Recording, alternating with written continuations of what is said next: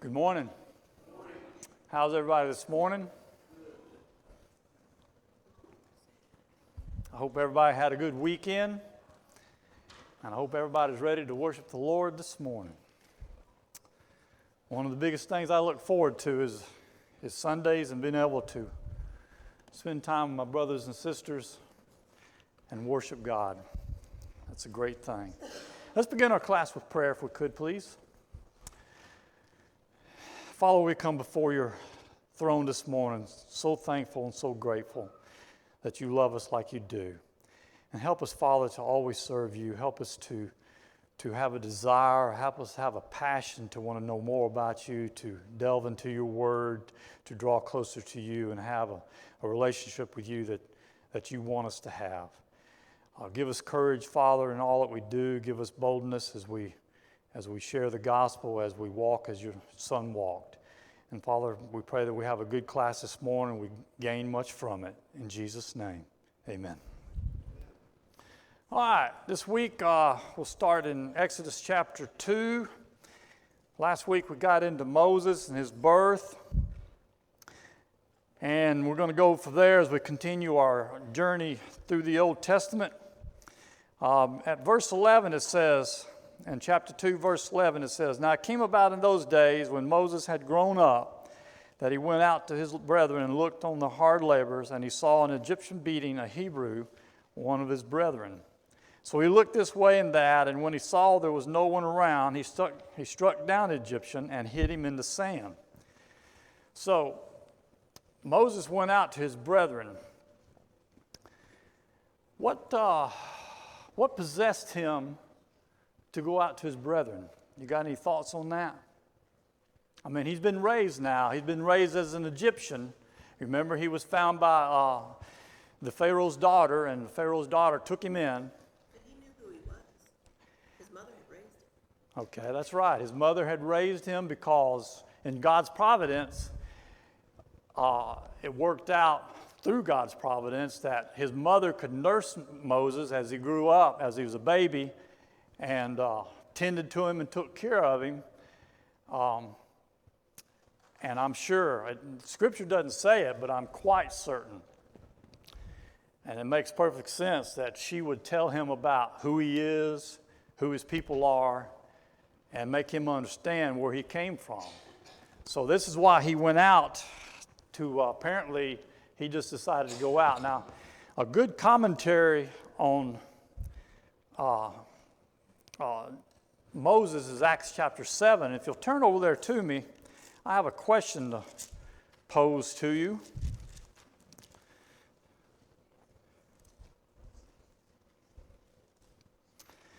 Let's begin in chapter 7, verse 22, and it says, "And Moses was educated in all the learning of the Egyptians, and he was a man of power in words and deeds.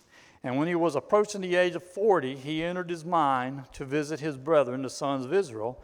And when he saw one of them being treated unjustly, he defended him and took vengeance for the oppressed by striking down the Egyptian."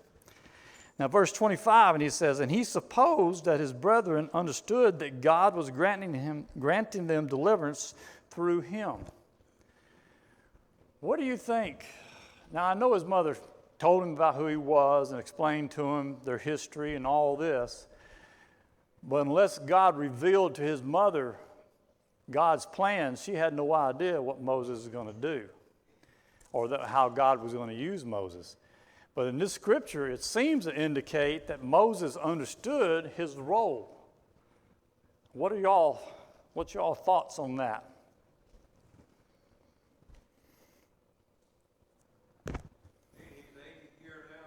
Do what? He's only 40 here. He's only 40 here.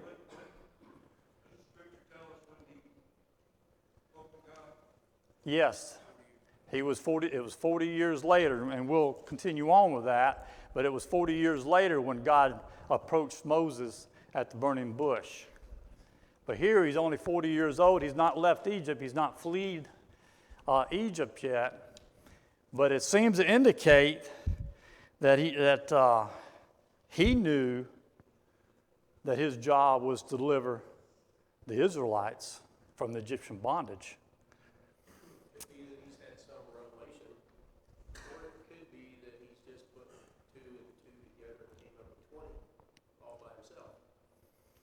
And I think that's part of the answer. Obviously, we don't know the answer. We're not going to know the answer.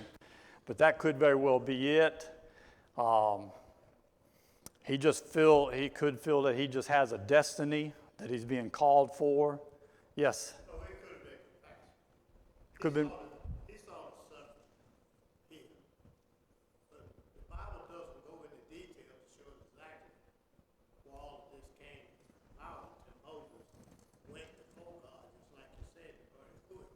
Then it revealed then that God was going to use him. He found all kinds of excuses. But I think deep down inside, if you look at it, if you love somebody, and that was his brethren, the Bible used the word brethren right here. It separates everybody else for a reason, showing that there's more to this man than those that are suffering here by using that word brethren. We're all brethren. We should be concerned about compassion of each other if we're brethren. Well, that's true. I mean, that's very true.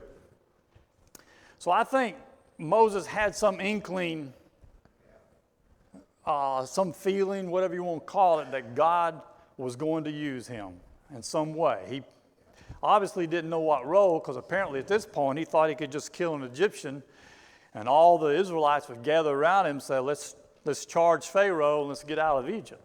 So he didn't understand his role, but somehow he knew he had a role. And I think it's interesting also that you recall when he gets in front of the burning bush and God lays out his plans, and then Moses starts coming up with all these reasons why I can't do this, I can't speak, I can't do this, I can't do that. All these excuses. It could come back from here because the Israelites obviously had said, who are you? Who do you think you are coming in here like you're some big shot? And so it left a lot of doubt in his mind about what he could and couldn't do. And it's almost like he's saying, well, God, you know, I killed an Egyptian 40 years ago, and I tried to get the Israelites to rally around me, and they wouldn't do it. And I'm a little nervous about going back. And that could be part of it. But anyway, it's just something I picked up, and I thought, well, that's interesting right there. But let's move on. So he kills this Egyptian. He goes out the next day, and Hebrews are fighting. He tried to break it up and say, why are you fighting like this? And they said, who are you to tell us what we can and can't do? And this made him realize that more people knew about the death of this Egyptian than he thought. So he fled. He fled right in the nick of time, because verse 15 of chapter 2 of Exodus says, when Pharaoh heard of this matter, he tried to kill Moses. But Moses fled from the presence of Pharaoh and settled in the land of Midian. And he sat down by a well. Now, I kind of picture Moses as a man of man. I really picture him that way, and because he was a leader, he was a strong leader, a powerful leader, but yet, as a leader should be, he was a humble leader. He didn't force anything on anybody beyond what God, who directed his footsteps, told him he could or should and shouldn't do. And we see kind of his manliness whenever it says down here in verse 17, it says, then the shepherds came and drove them away. This is where the people, his daughters, let's go with verse 16. Now the priest of Midian had 7 daughters, and they came to draw water and filled the troughs to water their father's flock. Verse 17, then the shepherds came and drove them away, but Moses stood up and helped them and watered their flock. And verse 19 says, so they said, an Egyptian delivered us from the hand of the shepherds, and what is more, he even drew the water for us and watered the flock. So here we got Moses. Not only did he kill an Egyptian face to face, barehanded, but now he's driven off several men, shepherds. It's plural there, so he drove them off so these ladies could get their sheep watered. So he's a man. I think he's a real man and has a lot of authority. Well, he ends up, this priest that he's talking about, he ends up marrying one of his daughters, Zipporah, and they have 2 sons, Gershom and I don't remember the other name. Gershom and, let's see if it's in here. Well, they have 2 sons. I forgot his last name, his other name. Oh, Eleazar, Gershom and Eleazar. So he ends up for the next 40 years of his life tending sheep in a rugged land where God is going to bring the Israelites to Mount Sinai. He tends sheep down in that area around Mount Sinai, and that's where God's going to end up bringing the Israelites when they flee out of Egypt. So he's becoming, and again, this is God's providence. Everything that's happening here is God's providence, part of his plan for mankind all the way through us today. This is our history we're reading right here. In verse 24 of chapter 2, it says, "So God heard them groaning, and God remembered his covenant with Abraham, Isaac, and Jacob, and God saw the sons of Israel, and God took notice of them." This is the first time in Exodus where we see, apparently the Israelites have been pleading to God, help us, get us out of this mess kind of thing. And this is where we first see God says, okay, I hear you, and I'm going to do something about it. So he sets his plan into motion. And his plan is, of course, Moses. Moses is out herding the sheep, comes to a burning bush, it doesn't burn up. Of course, this intrigues him, not like it would us. And he walks up to it. And the angel of God said, "Take off your sandals, for this is holy ground." He said in verse 6 of chapter 3, he said, "I am the God of your father, the God of Abraham, the God of Isaac, the God of Jacob." And then Moses hid his face because he was afraid to look at God. Verse 7, I have surely seen the affliction of my people who are in Egypt, and have given them heed to their cry because of their taskmasters, for I am aware of their suffering. So I have come to deliver them from the power of the Egyptians, and to bring them up from the land to a good and spacious land, to a land flowing in milk and honey, to a place of the Canaanites, Hittites, Amorites, and all them. And then verse 9, "And now behold, the cry of the sons of Israel has come to me. Furthermore, I have seen the oppression with which Egyptians are oppressing them." Okay, he's laid out his game plan. God has laid out his game plan to Moses, saying, I see what's going on, and we're going to do something about it. And verse 10, he says, "Therefore, come now, and I will send you to Pharaoh, so that you may bring my people, the sons of Israel, out of Egypt." So Moses laid his game plan out to Moses. I'm going to use you. And Moses said in verse 11, "Who am I that I should go to Pharaoh, and that I should bring the sons of Israel out of Egypt?" And he said, "Certainly I will be with you, and this shall be the sign to you that it is I who have sent you. When you have brought the people out of Egypt, you shall worship God at this mountain." Remember now, he's been tending sheep for the last 40 years in the Mount Sinai area. So God is telling him, you're going to bring them back here. In 13, then Moses said to God, "Behold, I am going to the sons of Israel, and I shall say to them, the God of your fathers has sent me to you. Now they may say to me, who is his name? What shall I say to them?" Now remember, and we've talked about this a little bit in a couple of classes, the people of Israel don't really know who God is. Not in a sense of personal God. They know he's a God of the past because they know their history with Abraham, Isaac, and Jacob, and Joseph, and they know the God of the past, and they know that the promise that God has made to Abraham, which is the God of the future, that at some point they're going to have their own land, they're going to be a nation, there's going to be more of them than the grain of sand, but they don't know the God of the present. So Moses is saying, who am I going to tell them sent me? And he goes on, he says, verse 14, God said to Moses, "I am who I am." And he said, "Thus you shall say to the sons of Israel, I am has sent me to you." And verse 15, and there's a key thing I want you to catch in this. "And God furthermore said to Moses, Thus you shall say to the sons of Israel, the Lord, the God of your fathers, the God of Abraham, the God of Isaac, the God of Jacob, has sent me to you. This is my name forever, and this is my memorial name to all generations." Remember, I've talked to you about Jehovah being a covenant God. And this is what he's saying here. This is my memorial name, Jehovah. I am who I am. This is my covenant name with you, the Israelites. And that's where this concept of Jehovah or Yahweh comes into play. So the stage has been set. And then Moses starts making all these excuses about why I can't do it. I can't speak well. Well, we already saw in Acts chapter 7, one of the verses I read that said he was strong in speak and in word and action. So he could speak. He was just trying to make up all these excuses why he didn't want to do it or couldn't do it or whatever. And of course, God countered all those. In fact, God even got angry with him. Finally got angry with him and said, look, you're the man for the job. Suck it up, Buttercup. You're going to do it. And he said, I'll send you my brother Aaron. He can work with you. He can help you. He can be your spokesperson if that's what you think you got to have. But you're going to do it. So Moses, he accepts the job. And the stage is set for the Exodus. Now, at the very onset of this Exodus, of course, they go in front of Moses, the Pharaohs, and says, "Let my people go."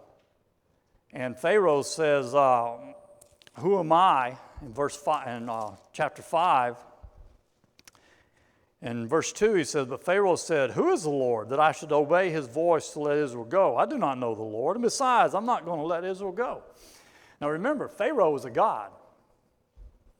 In the Egyptian sight, Pharaoh is God. And obviously they know nothing about the true God. So this would be a normal response from Pharaoh. Who's God? Who is this Lord that you're talking about? I don't know anything about him, and I'm not going to let the people go. So they argue back and forth about that, and he finally kicks Moses out. And then he goes to the taskmasters and say, "Hey, these people are lazy.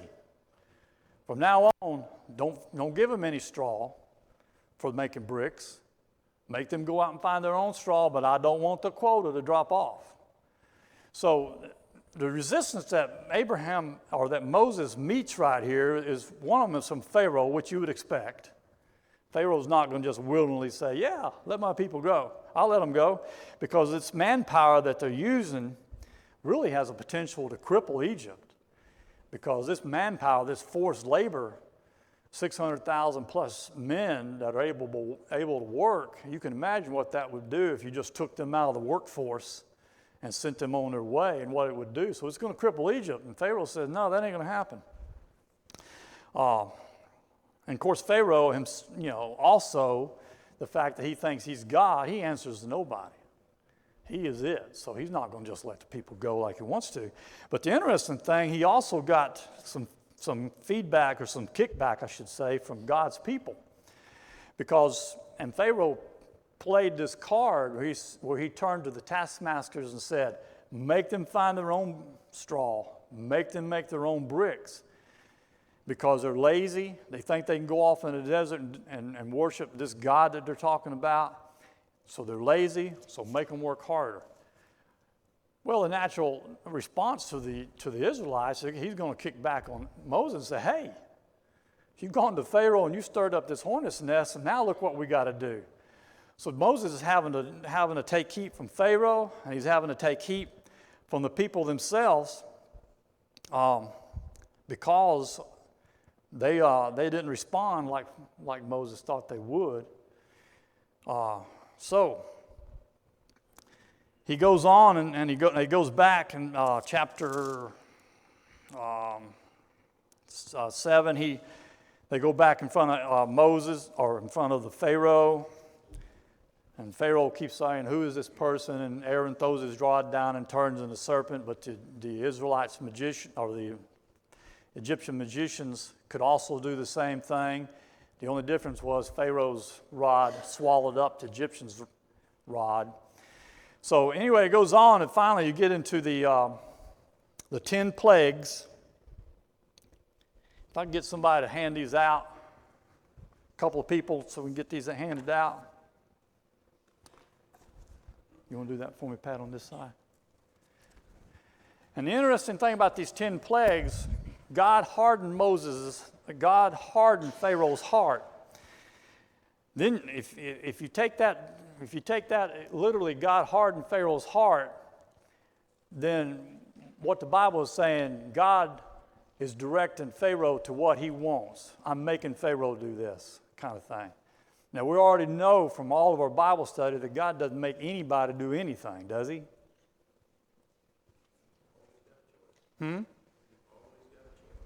We've always got the choice, and Pharaoh had a choice. All God did was use Pharaoh's disposition to work for his providence, is all he did, because Pharaoh wasn't going to let the people go no matter who God was, because that was his disposition. He just wasn't going to do it, and all Pharaoh did was just allowed Pharaoh to act upon his own self and harden his heart. But there's twofold reason. There's really several reasons that this happened, that God wanted to harden Pharaoh's heart. Number one, God wanted the Egyptians to know who he was. And number two, God wanted the world to know who he was. Exodus 9:16 says, but indeed for this cause I have allowed you to remain, talking about Pharaoh, in order to show you my power and in order to proclaim my name through all the earth. So God is showing Pharaoh who he is, and that he is the one and only Almighty God. He's showing the rest of the world who he is. Because remember, the Israelites are going to go up into Canaan land, and they got to take that land over. So God is putting a fear of himself into these people that they're going to have to face. And he's also got to teach the Israelites who he is. They don't know much about God. So he's got to teach them Pharaoh, got to teach Pharaoh, got to teach the rest of the world, and got to teach the Israelites who he is. So he doesn't send them out quickly from Egypt. God could have just said, I'm going to let them go, zap, and that's done. He didn't do it that way, because there's a learning curve here that he wanted to go over and to go through. Now, the first plague, of course, and the other thing I want to mention too is these 10 plagues, as you see on the paper that I've given you, really is an attack against the gods of Egypt. Now, the gods of Egypt, they didn't just have one god. Pharaoh was the king god, but they had all kinds of small gods that they looked after, that they worshipped. And every one of these plagues, and you'll see on my paper, every one of these plagues affected an Egyptian god, or showed the Egyptians that this God that you're worshiping ain't who he says he is. So, and he did that obviously on purpose. These plagues covered probably, the Bible's not real clear. Did you have enough? Did everybody get one? These plagues are probably not just one right after the other, but probably over roughly a 6-month period that these plagues took place. These 10 plagues that we're going to talk about is probably over a 6-month period. The first one, of course, is water turns to blood. That's found in Exodus 7:14 through 25.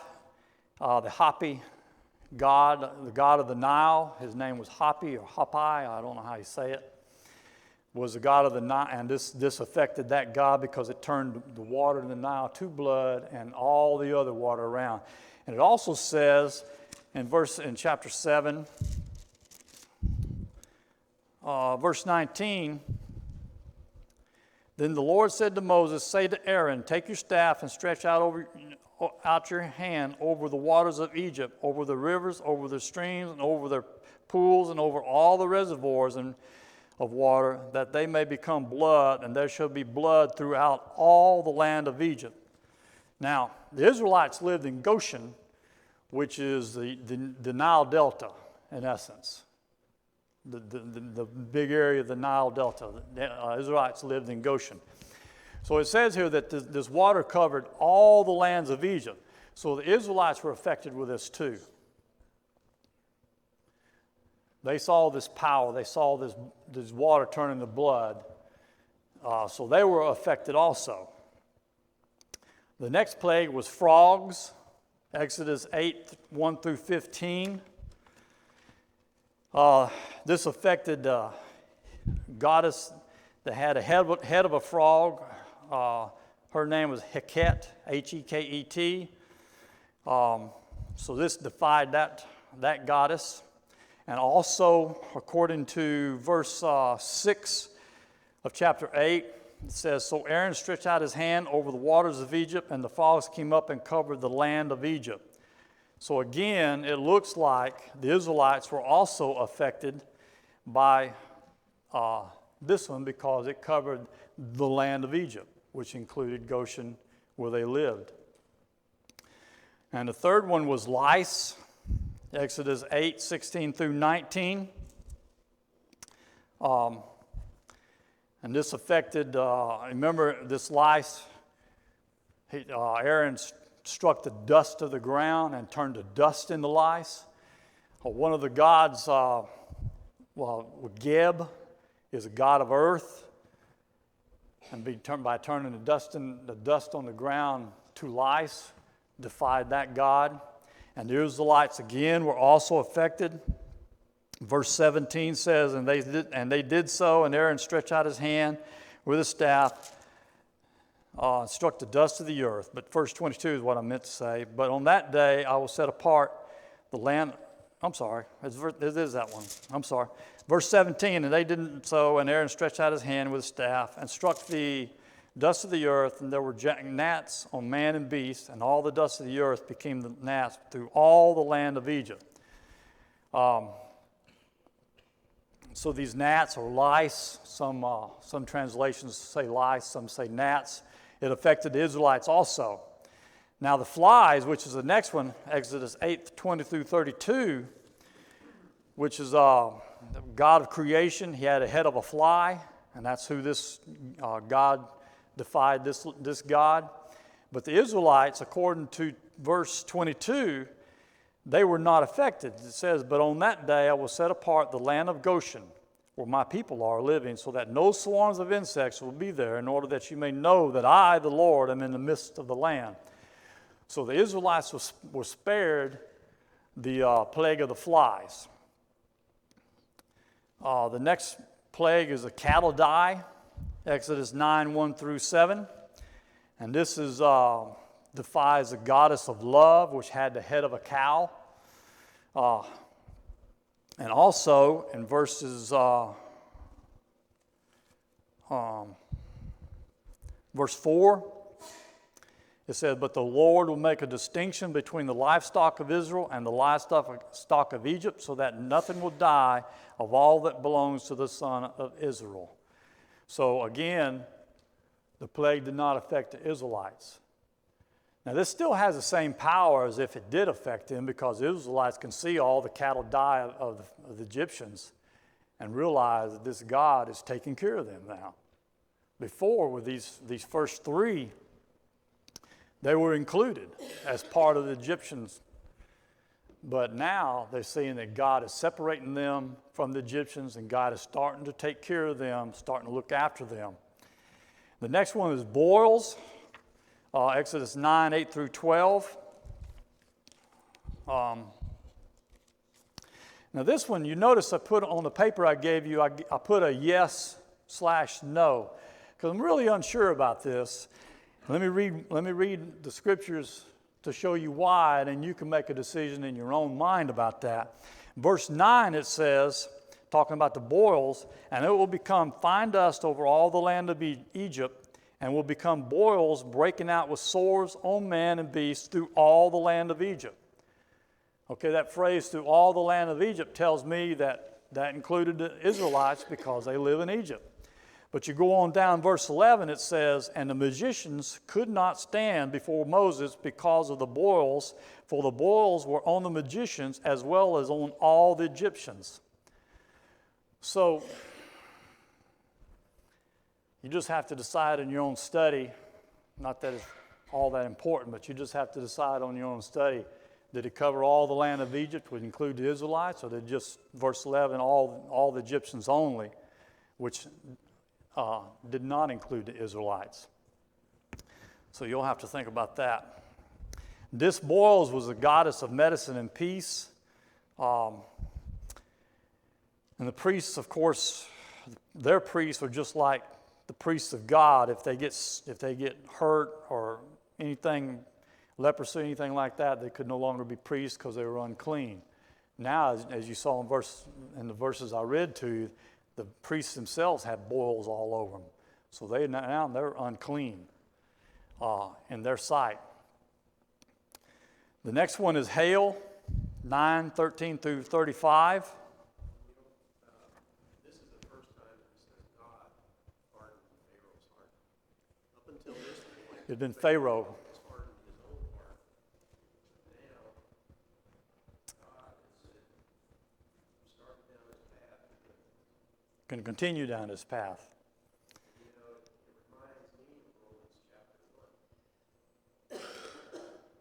Man just goes so far, and the scripture says, then, and God gave them over to this, and God gave them over to that. It sounds very similar. And I think that's a good analogy to look at. Romans chapter 1 says that basically, as David said, you start down this path of evil, there's going to be a point of basically no return. I'm going to turn you over. The reprobate minds. And this is what he did with Pharaoh, because Pharaoh, he's right, Pharaoh hardened his own heart up to this point. Now God has stepped in and begin the process and basically let Pharaoh continue on that path, down that path of stubbornness and refusal to see what's going on around him. I mean, here you got cattle, all the cattle that have died, they've been infested with flies and lice and frogs. But Pharaoh, in his hardness and stubbornness of his heart, couldn't see that. He couldn't see beyond because he was so determined that he was going to get his way. So, but that is a good analogy right there, or comparison between the two. Very good. All right, we got hail, Exodus 9:13 through 35. This is defies the goddess of the sky. And also it says in verse 26, only in the land of Goshen, where the sons of Israel were, there was no hail. So God did not bring hail on the Israelites. And then we got locusts, God of disorder. Exodus 10:1 through 20. And as far as the Israelites are concerned, it says, verse 5, and they shall cover the surface of the land so that no one shall be able to see the land. They shall also eat the rest of what has escaped from the hail, and they shall eat every tree which sprouts for you out of the field. Then your houses shall be filled, and the houses of your servants, and the houses of all the Egyptians, something which neither you, your fathers, nor your grandfathers have seen to this day, and that they come upon the earth.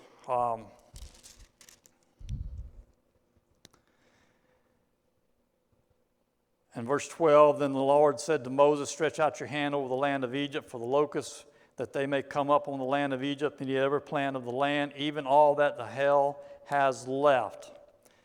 Verse 14, and the locusts came up over all the land of Egypt and settled on all the territory of Egypt. They were numerous. There had never been so many locusts, nor would there be so many again, for they covered the surface of the whole land so that the land was darkened, and they ate every plant in the land and all the fruit and all the trees. And I put a yes and no here because I didn't see a clear distinction that the Israelites escaped this. Again, you can do your own study and determine that. I kind of lean to the fact that they didn't escape it, but I'm not real sure on that. Now, all these gods, all these plagues, 1 through 8, were kind of on lesser gods. Like I said before, the Israelites had all kinds of gods. They had hundreds of gods, but these are the major lesser gods, major minor gods. The next two, darkness and the death of the firstborn, are on the two main gods that the Egyptians looked to. And the darkness is the sun god, Ra, R-A. And that's Exodus 10, 21 through 29. But it says in verse 23, talking about the darkness, verse 23 says, they did not see one another, nor did anyone rise from the place for 3 days, but all the sons of Israel had light in their dwellings. So somehow God, of course it's miraculous, but there's a line right there where Goshen started. It was dark on this side to the point that you couldn't even see, light on the other side. Yes, Myra?